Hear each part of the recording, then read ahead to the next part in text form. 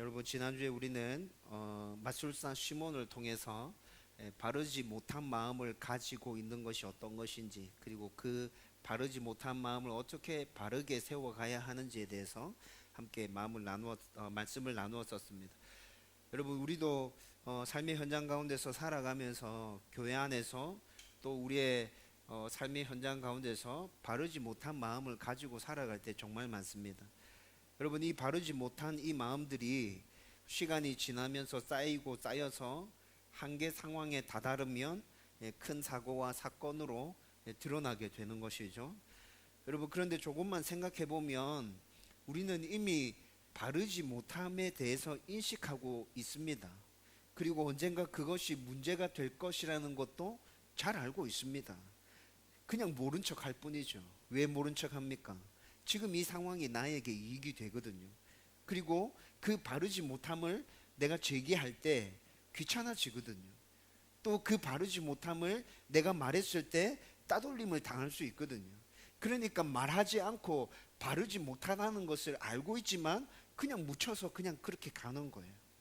여러분, 이 사회에서 그렇게 돌아가는 거 정말 많죠? 여러분, 사회만 그렇습니까? 교회 안에도 이런 모습 너무 많이 나타납니다. 지난주에도 잠시 생각했었는데 전통, 관행, 편리 등을 이유로 바르지 못한 모습이 교회 안에도 지금 여전히 존재하고 있습니다. 여러분, 제가 지금까지 모태신앙으로 쭉 신앙생활 하면서 제가 봐왔던 바르지 못한 부분들, 직분을 임직받을 때 교회가 건축을 해서 건축의 법을 제대로 지키지 않는 것, 세금과 관련해서 교회는 비과세 대상이었지만 예전에는 비과세 대상이었지만 지금은 교회도 이제 세금을 내게 되죠. 예전에는 비과세였어요. 근데 세금을 내야 되는 상황이 가끔씩 발생했었습니다.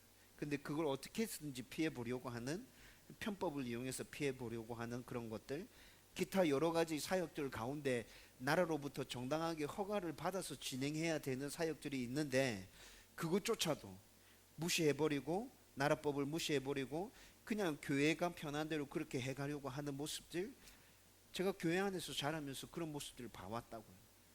바르지 못한 모습이었죠. 하나님의 일이라는 명목으로 세상의 법을 지키지 않고 돈으로, 인맥으로 그렇게 일을 처리하려고 하는 모습들, 여러분, 그런 모습들 봤다고요. 그리고 제가 참 부끄럽고 창피했다고요. 어린 나이에 그런 모습들을 보면서 하나님 믿는 사람이 왜 그럴까? 교회가 왜 그럴까? 이렇게까지 해서 꼭 교회의 장소를 넓혀 가야 되나? 그런 생각들 참 많이 했었습니다. 여러분, 또 우리가 신앙생활하는 각자의 모습을 스스로 이렇게 잘 살펴보면 우리 모습들 가운데도 바르지 못한 모습이 나타납니다. 나의 편의와 나의 우선을 우리는 최고로 중요하게 생각하죠. 나는 다른 사람들을 먼저 배려하고 다른 사람들을 먼저 생각하고 있어 라고 말하지만 진짜 그렇게 살아가는 사람들 찾기 정말 힘들어요. 나에게 어떤 문제가 생기고 내가 어떻게 불편해지고 내 마음이 상해버리면, 여러분, 교회 안에도 법이 존재하고 교회 안에도 규칙이 있죠. 그런데 그런 거 다 무시하고 나의 아픔을, 나의 마음 상함을, 나의 기분 나쁨을 좀 알아달라고, 좀 위로하고 격려해 달라고 그렇게 하면서 자신의 그 불편함을 그대로 노출시키고 드러내는 모습들, 우리는 가끔씩 나 자신에게서 그런 모습을 발견하게 된다는 것이죠.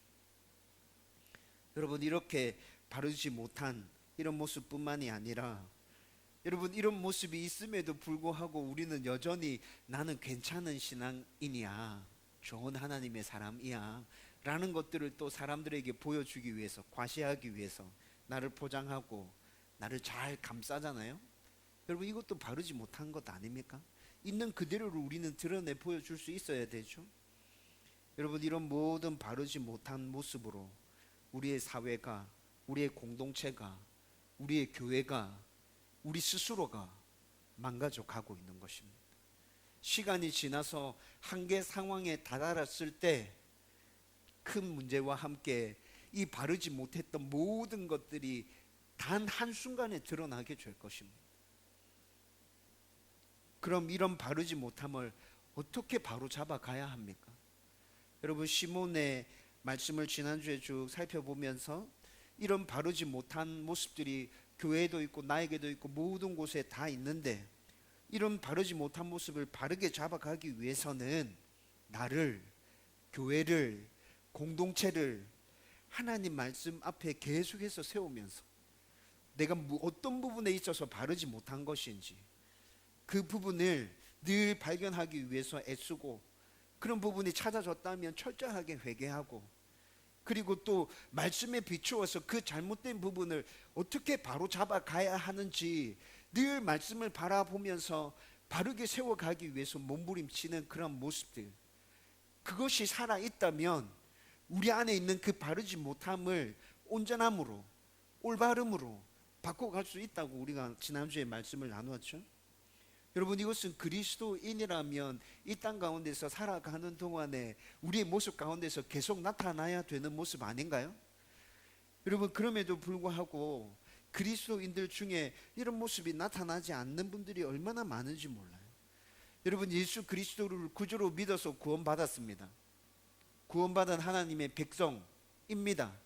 그런데 이런 모습 없이 그냥 세상의 흐름에 따라 그냥 그렇게 살아가는 그리스도인이라면 예수님께서, 하나님께서 말씀하시는 온전한 그리스도인, 온전한 하나님의 자녀라고 말할 수 있을까요?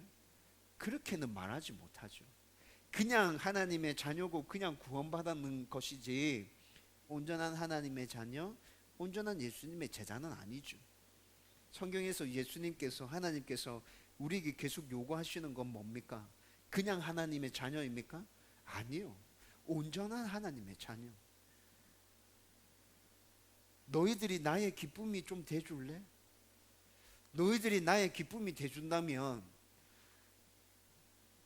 너희들에게 필요한 모든 것들 나는 다 해주고 싶어. 성경에서 주님께서 그렇게 말씀하고 있지 않나요? 여러분, 이렇게 살아갈 수 있도록 도우시기 위해서 성령 하나님 우리 가운데 보내주신 것 아닙니까?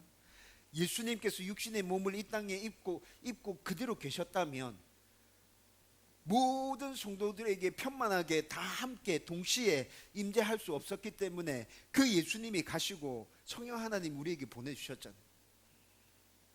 영이신 성령 하나님께서 제 안에도 계시고 여러분들 안에도 계십니다. 왜 계십니까? 온전한 하나님의 사람으로 설 수 있도록 도우시기 위해서, 위로하고 격려하시기 위해서, 힘주시기 위해서, 응원하시기 위해서 내 안에 계십니다.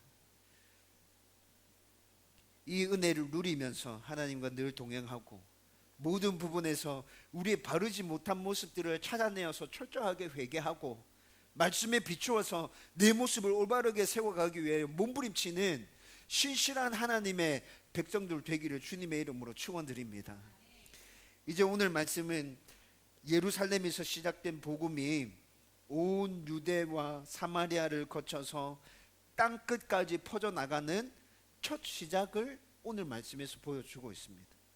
여러분, 지금까지 우리가 복음이 예루살렘과 온 유대와 사마리아와 땅끝으로 퍼져나가는 것을 쭉 확인하면서 여기까지 왔잖아요. 8장 이제 마무리 오늘 하는데 8장까지 왔습니다. 그런데 이렇게 말씀을 나누면서 여러분 뭔가 특별한 걸 발견하지 못했습니까?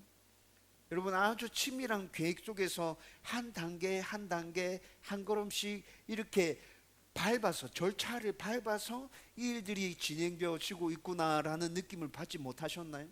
여러분, 저는 8장까지 진행해서 여기까지 오는 동안에 그런 느낌을 정말 강하게 받습니다. 누군가가 전 세계로 복음이 퍼져나가는 이 일을 굉장히 철저하게 준비했고 한치도 오차 없이 그렇게 준비해서 이게 한 걸음 한 걸음 이렇게 가고 있구나. 여러분, 지금까지 우리가 나누었던 말씀들을 머릿속에 다시 한번 떠올려 보십시오. 사도행전을 시작하면서 성령이 예루살렘 가운데 임했습니다. 그 성령의 임재 가운데 사도들 가운데 권능이 나타나고 복음이 폭발적으로 선포되어지기 시작합니다. 그리고 예수 믿는 사람들이 엄청나게 급격하게 증가하죠.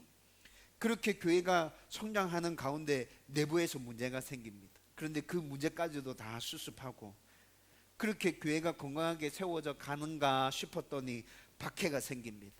그래서 온 유대와 사마리아까지 흩어지죠.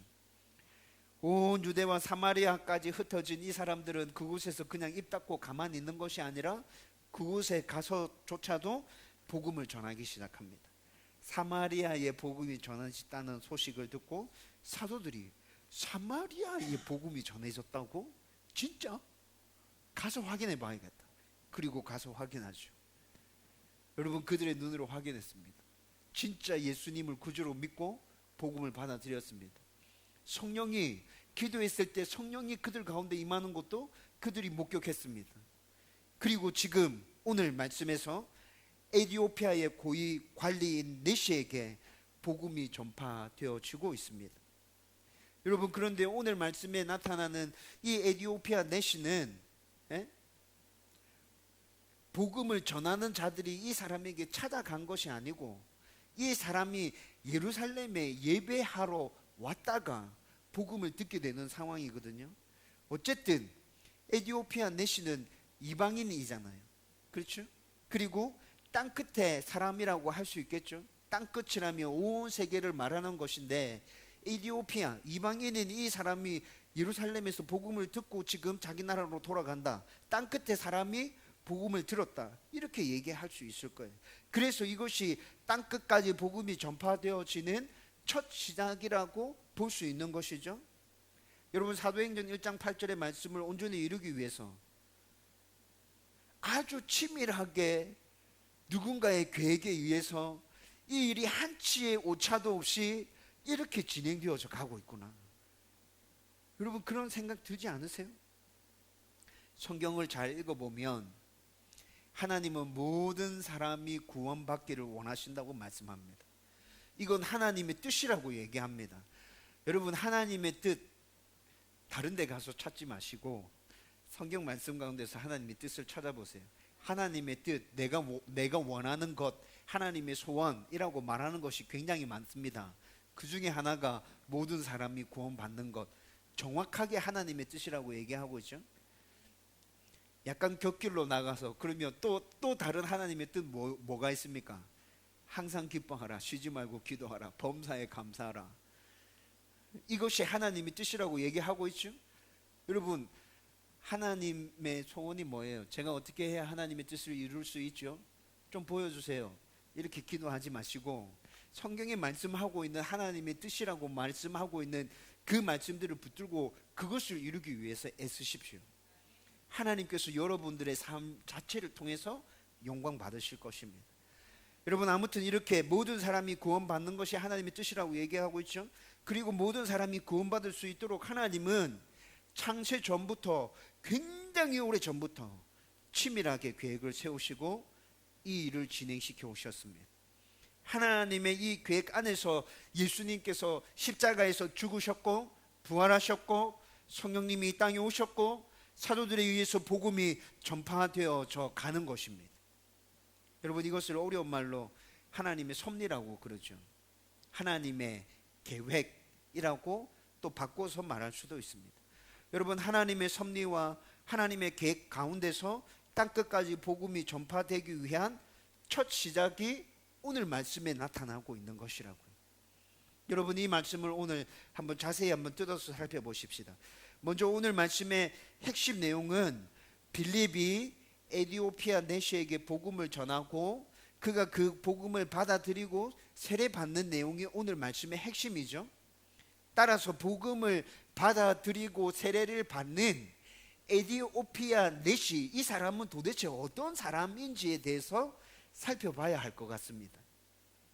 여러분, 먼저 에티오피아는 지금 우리가 알고 있는 아프리카의 에티오피아 있죠. 3년 전, 4년 전에 제가 홍민규 목사님이랑 에티오피아에 갔었습니다. 제가 이 땅에 사는 동안 아프리카까지 가볼 줄 몰랐는데 어쨌든 가봤어요. 근데 지금 성경에서 얘기하고 있는 에티오피아는 그 에티오피아가 아닙니다. 오늘 말씀에서 이야기하고 있는 에티오피아는 이집트 남쪽에 있는, 지금으로 얘기하면 수단이라는 나라, 수단 들어보셨죠? 그 나라를 성경에서 에티오피아라고 이렇게 얘기하고 있는 거고요. 그러면 지금 우리가 알고 있는 에티오피아는 성경에서 이 당시에 어떤 나라로 명명되었죠? 아비시니아라고, 지금 우리가 알고 있는 에티오피아는 아비시니아로 명명되어져 있었습니다. 아무튼 오늘 본문의 에티오피아 내시는 아프리카 혈통을 지닌 흑인이라고 추측해도 괜찮겠습니까? 이 내시가 아시아인이었을 것 같습니까? 이렇게 추측하면 좀 이상한 거죠. 그렇죠? 아프리카 혈통을 지닌 흑인이었을 거다. 대부분의 성경학자들이 이 내시에 대해서 그렇게 얘기합니다. 그리고 이 당시에 성경에서 얘기하고 있는 이 에티오피아라는 이 나라는 왕은 태양의 아들로 백성들이 숭배했습니다.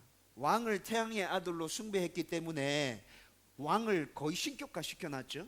그래서 왕이 자기 나라의 일을 관장하지 않았습니다. 그것은 세속의 일이다. 내가 신격화되어 있고 나는 신의 반열에 올라 있기 때문에 세속의 일은 너가 알아서 해라. 나는 영적인 일, 신과 함께 하는 일, 이런 것만 하겠다. 에티오피아 왕은 이제 그런 일들만 관장하게 되는 거죠. 그러면 나라 일은 누가 관장합니까? 나라 일은 왕의 어머니인 여왕이 모든 나라 일들을 관장하는 게 에티오피아 이 나라의 관례였어요. 그리고 이 여왕을 통칭해서 간다게라고 명명했습니다. 오늘 본문에 등장하는 이 에티오피아 내시는 간다게의 모든 국고를 맡은 관리라고 그렇게 설명하고 있죠. 여러분, 지금으로 말하면 어느 정도급 공무원이겠습니까? 재무장관 좀 되겠죠. 간다게의 모든 국고를 관리하는 사람이라고 했으니까 에티오피아 나라 전체의 국고를 관리하는 사람은 말이잖아요. 지금으로 얘기하면 재무장관 정도 되는 거죠. 여러분, 이 정도 살펴보면 이 에티오피아 내시가 얼마나 고위 관리인지, 권력이 어느 정도인지 추측이 가능합니까? 여러분, 아무리 국력이 약한 나라라 하더라도 그 나라의 국고를 좌지우지하는 재무장관 정도라고 하면 여러분, 그 사람은 진짜 파워 있는 사람이잖아요. 힘 있는 사람이잖아요. 그렇죠? 함부로 대할 수 없는 사람이죠. 이런 사람이었어요. 그리고 또 이 내시는 말 그대로 내시였습니다. 여왕을 모시고 일하는 자였기 때문에 거세를 당한 내시였죠. 여러분, 그런데 이 내시가 27절 말씀에 뭐라 얘기합니까? 예루살렘에 예배하러 왔다고 말씀하고 있죠. 여러분, 아마 이 내시는 유대교로 개종했을 겁니다. 유대교로 개종해서 굉장히 돈독한 신앙을 가지고 있었고, 그리고 예루살렘으로 가서 예배하는 것이 늘 이 사람의 소원이었을 거예요. 그런데 기회가 되었을 때 그 멀고 먼 길을, 여행길을 떠나서 예루살렘까지 예배하러 온 것이죠. 그리고 예배하고 난 다음에 지금 돌아가고 있는 상황에서 오늘 사건이 전개되어지고 있는 것입니다. 여러분, 이 정도였으면 이 내시의 신앙심도 어느 정도인지 추측할 수 있겠죠. 그렇게 고위 권력자가 예루살렘까지 와서 직접 예배하고 돌아갈 정도였다면 이 사람이 지금 유대교에 하나님에 대해서, 하나님의 말씀에 대해서, 예배하는 것에 대해서 얼만큼 간절히 사모하는 마음이 있었는지 우리는 약간 추측할 수 있게 됩니다. 여러분, 여기서 잠깐 또 짚고 넘어가야 할 것이 있는데, 신명기 23장 1절 말씀에 보면 거세 당한 자는 하나님의 공동체에 포함될 수 없다라고 말합니다. 그런데 어떻게 거세 당한 내시가 하나님의 공동체에 유대교로 개종할 수 있습니까? 이거 어떻게 된 겁니까? 이런 의문이 생길 수 있어요. 여러분, 이사야 56장에 보면, 이사야서 뒷부분의 후반부는 회복에 관한 말씀들이죠. 이사야 56장에 보면 바벨론에서 바벨론 내 포로로 잡혀간 이스라엘 나라 백성들이 70년의 세월이 지나고 다시 이스라엘 땅으로 귀환했을 때, 그때 귀환하고 난 다음에 하나님께서 이들을 회복시킬 것에 대해서 말씀해 주십니다. 그게 이사야서 56장의 말씀이거든요. 그런데 그때 포로 귀환하고 난 다음에 회복시키는 하나님의 백성들, 그들은 거세 당한 자도 고자도 정말 하나님을 믿고 하나님을 신뢰하는 자라면 나에게 나올 수 있다. 내 백성 될 거다. 내가 그들도 받아줄 거다. 이렇게 이사야 56장에 말씀하고 있거든요. 그게 이사야 56장 3절과 4절의 말씀입니다. 그래서 이사야 56장 3절과 4절 그 말씀에 근거해서 넷이었지만 이 사람이 유대교로 진실되게 개종하려고 했을 때 유대 교인들이 이 사람을 받아줬을 거예요 라고 추측하게 되는 것이죠. 따라서 그는 에디오피아 내시로 흑인이었지만 유대교로 개종했기에 이방인으로는 인정되지 않았습니다. 여러분 이거 잘 생각해야 됩니다. 에디오피아 사람, 이스라엘 나라 사람 아니죠. 예, 흑인이면 이스라엘 나라 사람들과 혈통 자체도 완전 다른 거잖아요. 그런데 이 자가 유대인으로 개종했어요. 유대인으로 개종했다는 그 이유 하나 때문에 이 사람을 이방인으로 간주하지 않는 거죠. 성경은 그렇게 되는 것이라고요. 그래서 여러분 지금 이 사람이 복음을 듣고 예수 그리스도를 주로 영접하는 사건이 오늘 본문에 기록되어지고 있는데 이방인 중에 예수님을 처음 믿은 사람은 이 사람이 아니라 사도행전 10장에 가면 로마 군대의 백부장이었던 고넬료, 그가 이방인으로서 첫 번째로 예수님을 믿은 사람이라고 성경은 그렇게 기록하고 있어요. 여러분 그렇지만 이스라엘을 벗어나서 복음이 다른 나라로 전파되어지는 공식적인 첫 번째 사건은 분명히 오늘 사건이 맞습니다. 물론 예루살렘에서의 그 박해가 있었을 때, 예루살렘에 박해가 있었을 때 그리스도인들이 흩어졌다 했죠. 그렇게 흩어지면서 다른 나라로 피신한 사람들 있었을 거예요. 그리고 그 나라에서 이방 나라에서 복음을 전하고 그 이방 나라 사람들 중에 예수님 믿은 사람들 있었을 겁니다. 근데 공식적으로 나타나는 기록은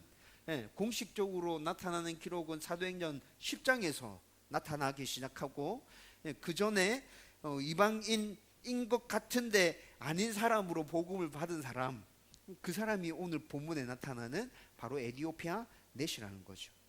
여러분 복음이 땅끝까지 전파되어져 가는 것에 대해서 저는 오늘 이 말씀이 한편의 예고편을 보여주고 있는 것 같습니다. 이 넷이가 예루살렘에서 예배드리고 에디오피아로 돌아가는데 수레 안에서 이사야서의 글을 읽고 있습니다. 여러분 이 상황도 한번 잘 생각해 보십시오.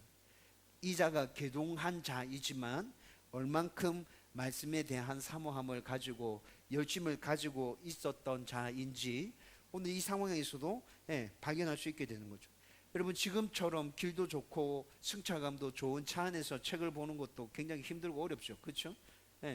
그런데 길도 좋지 않고 승차감이라고는 거의 제로에 가까운 수레를 타고 가는데 그 안에서 이사야서의 말씀을 읽고 있습니다. 여러분 이 당시에 이사야서 말씀이 이렇게 성경책처럼 이렇게 나와 있었을까요? 아니요. 두루마리였거든요. 두루마리. 양피지, 양가죽 두루마리 아니면 그것보다도 좀 더 안 좋은 뭐 이상한 나무 껍질 같은데 이렇게 기록되어져 있는 그런 말씀이었다고요. 여러분 그런데 그 수리 안에서 지금 그런데 그것들을 펼쳐놓고 드그덕거리는 그 안에서 지금 이사야서 말씀을 읽고 있습니다. 여러분 이 넷시의 이런 모습을 통해서 우리가 또 추측할 수 있는 건 뭡니까? 이 사람이 오늘 한 번만 이렇게 말씀을 보는 게 아니라 이렇게 말씀을 읽고 연구하는 게 이 사람 늘 습관처럼 그냥 몸에 배어져 있구나. 어디에 가든지 말씀을 읽고 이 말씀이 무슨 말씀이지 이렇게 연구하는 그 습관이 몸에 배어져 있어서 이렇게 상황이 안 좋은데도 그가 이사야서 말씀을 펴놓고 쭉 읽어가고 있구나라는 것들을 또 추측해 볼 수 있죠. 여러분 그런데 이해되지 않는 말씀이 있었습니다. 여러분들은 말씀이 이해되지 않아서 답답하고 너무 궁금하고 알고 싶었던 경험 있습니까? 그리고 그 말씀이 깨달아지고 이해되어졌을 때 이 말씀이 이거구나 그렇게 깨달아졌을 때 그 기쁨을 경험해 본 적이 있나요? 여러분 아마 에디오피아 이 내시는 이런 경험들이 굉장히 많았을 거예요. 하나님의 말씀을 사모하고 이 말씀을 사랑함으로 이렇게 연구하고 묵상해 가는 동안에 이해되어지지 않는 말씀도 많았지만 깨달아지면서 말씀이 알아지는 그것에 의해서 누릴 수 있는 그 기쁨들, 그 감동들을 늘 느끼면서 살아가는 그런 자이었을 것입니다. 그런데 지금 이사야 말씀이 이해되어지지 않아서 답답한 상황인 거예요. 여러분, 하나님은 이런 사람들에게 은혜를 베풀어 주시는 것이죠. 하나님의 말씀을 너무 사랑하고 사모하고 알고 싶은데, 그래서 꾸준하게 읽고 있고 꾸준하게 묵상하고 있는데 안 깨달아지고 막 그래서 너무 답답하고 마음 아프고 이게 어떻게 알 수 있을까? 여러분, 그런 상황들이 하루 이틀 한 달 두 달 지속되어지는 가운데 하나님께서 그 사람에게 은혜를 베풀어 주시는 거예요. 깨달아지고 이해되어지고, 이 말씀이 이런 거구나. 이 말씀에서 하나님께서 나를 이렇게 사랑한다 하시는 거구나. 하나님께서 이렇게 살라고 말씀하시는 거구나. 이런 것들이 깨달아진다는 것이죠. 여러분, 에디오피아 내시의 말씀에 대한 이 사모함을 그 누구보다도 잘 알고 계셨던 하나님이 빌립을 그에게로 보냅니다. 26절 말씀에 보면 이 일이 하나님의 주권 아래에 진행되어지고 있다는 것을 금방 알 수 있습니다. 그리고 26절과 29절 말씀에 보면 하나님의 말씀에 순종하는 그 빌립을 통해서 에디오피아 내시는 자신이 답답하게 가지고 있었던 그 문제를 해결하는 것을 보게 되죠. 여러분, 에디오피아 내시가 읽고 있었던 이사야서 말씀은 이사야 53장 3절과 4절의 말씀입니다. 여러분, 이사야 53장은 종의 노래라고 따르게 명령되어져 있거든요. 예수님께서 우리를 구원하시기 위해서 종으로 이 땅에 오시고 또 종으로 오신 예수님께서 우리를 대신해서 고난을 받으신다는 예언이 기록되어져 있는 말씀이 이사야 53장이고, 그 53장의 그 내용을 종의 노래라고 따로 제목을 붙여 놓았다고요. 그런데 에디오피아 내시는 이 말씀을 읽으면서 이 말씀이 누구에 대한 예언인지 그것을 알지 못했어요. 이게 진짜 지금 누가 이렇게 된다는 얘기야? 이게 뭐지? 자꾸 이런 궁금증 때문에 너무 답답한 거예요. 여러분, 빌립이 에디오피아 내시의 수레에 접근해서 이사야서 말씀을 읽는 소리를 들었습니다. 그 소리를 듣고 빌립이 묻습니다. 너가 읽고 있는 것을 이해하느냐? 이렇게 물었죠. 여러분, 이 당시에는 읽는다고 했을 때 우리처럼 소리 내지 않고 이렇게 읽는 것이 아니라 어떤 문서에 그것을 읽었다라고 표현하는 것은 소리를 내어서 크게 읽었다는 얘기입니다. 오늘 말씀에서도 에디오피아 내시가 이사야서 말씀을 읽었다고 나오죠. 이건 소리를 내서 크게 읽었다는 얘기예요. 그래서 소리 가까이 갔을 때 그 읽는 소리가 들렸던 거죠. 빌립이 물었을 때 가르쳐 주는 사람이 없어서 도무지 모르겠다. 내 지금 답답해 죽겠다. 미치겠다. 에디오피아 내시가 이렇게 답하는 거예요. 여러분, 그리고 그 둘은 수레 안에 앉아서 얼굴을 맞대고 말씀을 진지하게 나누기 시작합니다. 에디오피아 내시는 유대교로 개종했을 때부터 말씀에 대해서 이런 열정을 가지고 있었기 때문에 빌립이 성경의 말씀을 풀어서 이렇게 자세하게 설명해 줄 때 그 말씀이 어떤 내용인지, 빌립이 지금 무엇을 얘기하는지 금방 알아들었을 겁니다. 이해했겠죠. 깨달았겠죠. 그런데 여러분, 오늘 말씀에 보면 빌립이 이사야서 말씀만 풀어서 설명해 준 게 아니라 그 말씀을 시작해서 예수님에 대해서 다 이야기해 주었습니다. 여러분, 빌립이 이야기해 주었을 것이라 추측되는 예수님과 관련된 이야기 뭐가 있을까요? 예수님의 신성, 예수님의 인성, 이 땅에서 예수님께서 사람들을 가르치신 그 가르침의 내용들, 그가 베푸신 기적들, 예수님의 십자가 죽음, 그리고 부활, 성령님의 임재, 여러분, 이 모든 것들을 이사야서 53장의 말씀으로부터 시작해서 다 풀어서 이야기해 주었다는 것입니다. 에디오피아 내시는 빌립이 이야기하는 것을 금방 이해하고 깨달았을 거예요. 100% 완전 100%다 이해했다고 말할 수는 없겠지만 거의 대부분을 이해했을 겁니다. 아, 이게 이렇게 다 연결되어지는 거구나. 이게 예수님에 대해서 말씀하고 있는 그 말씀들이었구나. 전부 다가 이렇게 되구나. 오늘 우리가 읽은 말씀에서는 37절 말씀이 없음 이렇게 나타납니다. 37절 말씀은 성경을 연구하는 학자들이 말씀이 기록되어져 있는 이 두루마리를 발견하지 못했습니다. 그래서 없음 이렇게 나오는 거죠. 그런데 여러분, 성경의 필사본의 종류가 여러 가지죠. 굉장히 많거든요. 그런데 어떤 필사본에 보면 37절의 말씀이 기록되어져 있습니다. 제가 읽어드리겠습니다. 여러분 잘 들어보십시오. 빌립이 이르되 네가 마음을 온전히 하여 믿으면 가하니라. 이게 무슨 말이냐면, 제가 세례를 받을 수 있습니까? 에디오피아 내시가 이렇게 물었거든요. 그에 대한 대답이 이렇게 가는 거예요. 대답하여 이르되 내가 예수 그리스도께서 하나님의 아들인 줄을 믿노라. 이렇게 답합니다. 학자들의 추측에 의하면 37절에 어떤 필사본에 나타나는 이 37절의 말씀은 본래는 없는 건데, 발견 안 되어 가지고 본래는 없는 건데 성경을 필사하는, 여러분 옛날에 성경을 필사했던 사람을 우리는 서기관이라 그랬죠. 성경에 나타나는 서기관들이 성경을 필사했던 사람들이거든요. 성경을 필사하는 이 서기관들이 앞뒤 상황의 말씀들을 쭉 읽어보니까 지금 발견되어지지 않아서 없음이라고 적어야 되는데, 앞에 말씀의 상황과 뒤에 말씀의 상황을 보니까 지금 이 말씀이 틀림없이 이거다, 완전 거의 100% 이거 맞다, 이렇게 확신이 생기면 어떤 서기관들은 그걸 자기 생각대로 이렇게 적어 놓은 거다. 그게 37절 말씀에 다른 필사본에 나타나는 이 말씀이라는 거죠. 그런데 여러분, 제가 앞에 말씀과 뒤에 말씀을 쭉 연관지어서 살펴보니까 이 말씀이 이렇게 들어가도 틀리지는 않겠다, 이게 크게 잘못되지는 않겠다라는 생각이 드는 것이죠. 여러분, 이런 고백과 결단이 있었기에 이후에 에디오피아 내시의 세례식이 바로 진행될 수 있었던 것 아닙니까?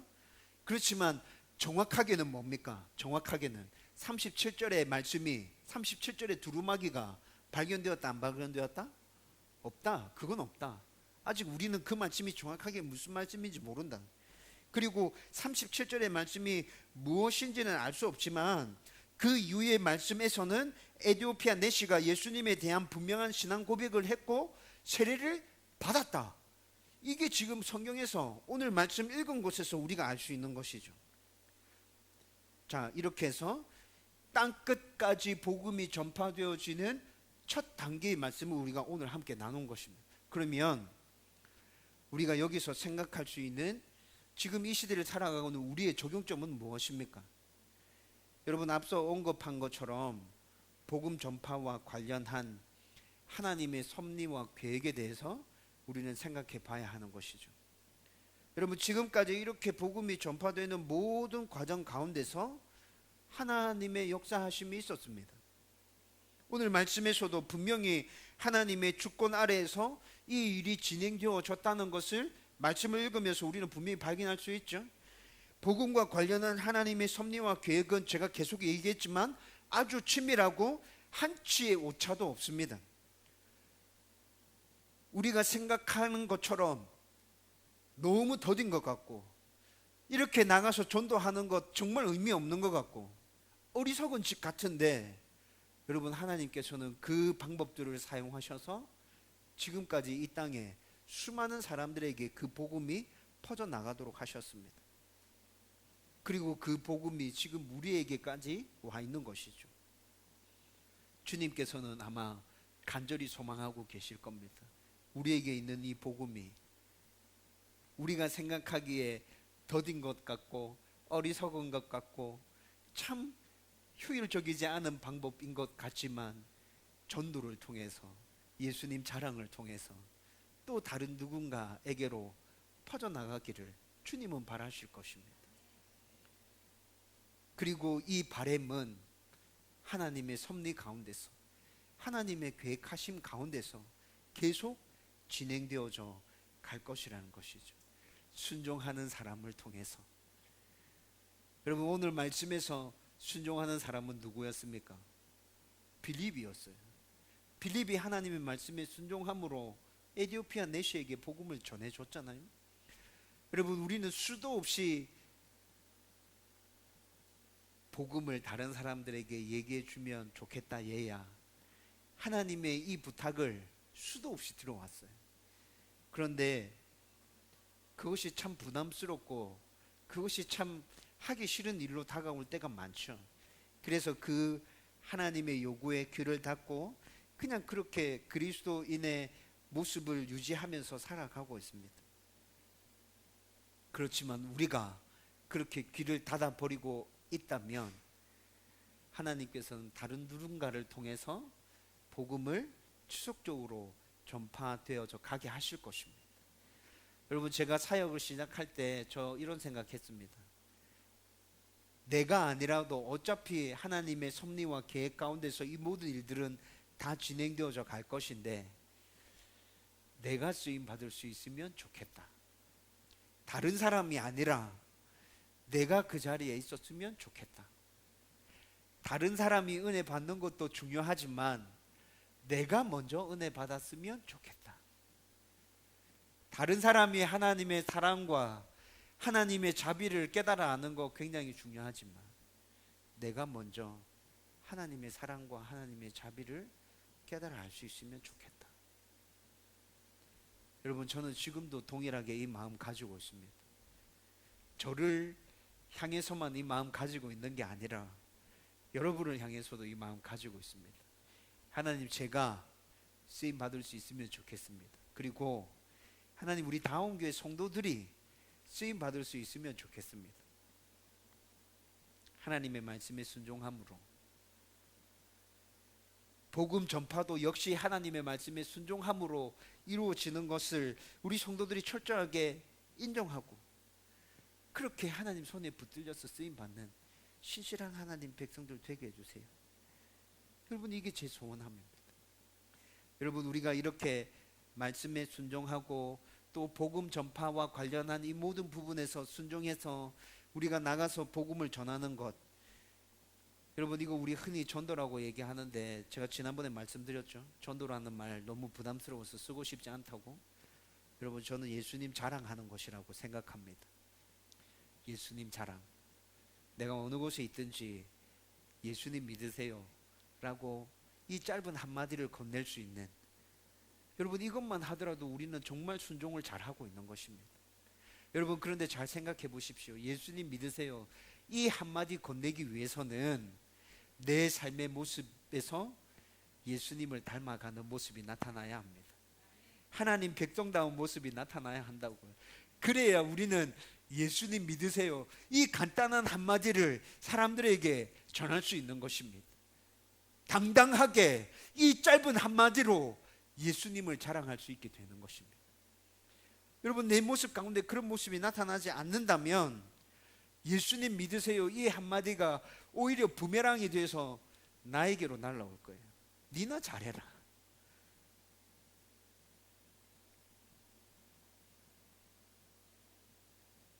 저와 여러분들이 정말 복음 전파도 예수님 자랑도 내가 말씀에 순종함으로 가능한 것이고 이것조차도 하나님의 섭리와 계획 안에서 움직여 가고 있구나. 내가 이 일을 하지 않는다면 하나님은 다른 누군가를 통해서라도 반드시 이 일을 이루시고야 마시겠구나. 그렇다면 내가 쓰임 받아야겠다. 그 소원함을 가지고 하나님의 말씀에 온전히 순종하는 저와 여러분들 되기를 주님의 이름으로 축원드립니다. 이제 말씀을 정리하려고 합니다. 여러분, 복음의 전파든 그리스도인의 삶이든 세상의 역사든 이 세상에서 일어나는 모든 것들은 다 하나님의 섭리와 계획 안에서 움직여져 가고 있습니다. 여러분, 그래서 제가 늘 강조하는 게 뭡니까? 나의 주인 하나님, 다음 교회의 주인 하나님, 우리의 주인 하나님. 여러분, 우리 이거 진짜 인정해야 합니다. 이거 인정해야 합니다. 나, 우리 가족, 내 직장, 내 교회, 내 자녀, 내가 소유한 모든 것 다 하나님 주인이십니다. 여러분, 우리는 그렇게 인정해야 돼요.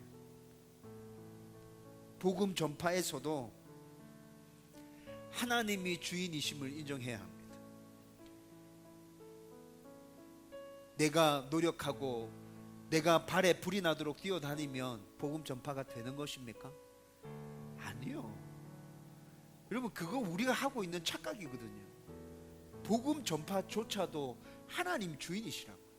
우리가 아무리 발버둥치고 노력해도 이것이 인정되어지지 않으면 우리의 그 모든 수고와 노력들은 다 물거품 돼버립니다.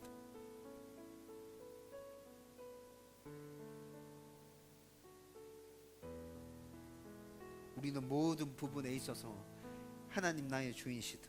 복음 전파와 관련해서도 하나님 나의 주인이시다. 하나님 일하신다. 나는 그냥 하나님의 도구로 쓰임 받는 것뿐이다. 그냥 나는 내 모든 삶 가운데서 예수님 자랑하면 된다. 짧은 한마디라도 예수님 믿으세요. 내 마음에 진심을 담아서 이렇게 예수님 자랑하면 하나님께서 일하실 것이다. 예수님께서 영광 받으실 것이다. 이 땅 가운데 내가 있는 모든 곳에서 하나님의 나라는 든든하게 세워져 갈 것이다. 여러분, 그런 생각들을 가지고 그렇게 하나님의 백성으로 성실하게 순종함으로 살아가는 저와 여러분들 되기를 주님의 이름으로 축원드립니다.